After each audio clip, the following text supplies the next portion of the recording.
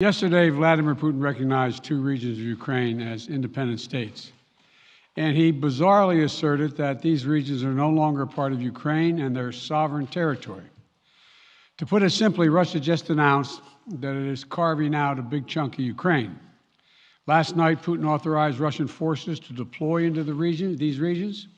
Today, he asserted that these regions are actually extend deeper than the two areas he recognized, claiming large areas currently under the jurisdiction of the Ukrainian government.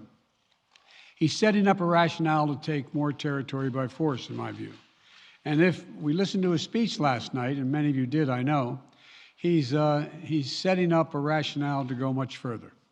This is the beginning of a Russian invasion of Ukraine, as he indicated and asked permission to be able to do from his Duma.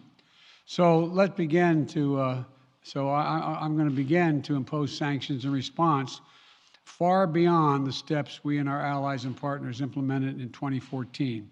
We're implementing full blocking sanctions on two large Russian financial institutions, VEB and their military bank. We're implementing comprehensive sanctions on Russia's sovereign debt. That means we've cut off Russia's government from Western financing. It can no longer raise money from the West and cannot trade in its new debt on our markets or European markets either.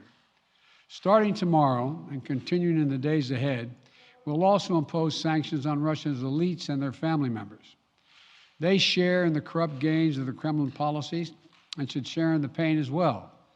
And because of Russia's actions, we've worked with Germany to ensure Nord Stream 2 will not, as I promised, will not move forward.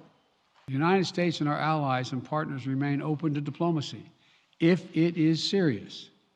When all is said and done, we're going to judge Russia by its actions, not its words. And whatever Russia does next, we're ready to respond with unity, clarity, and conviction.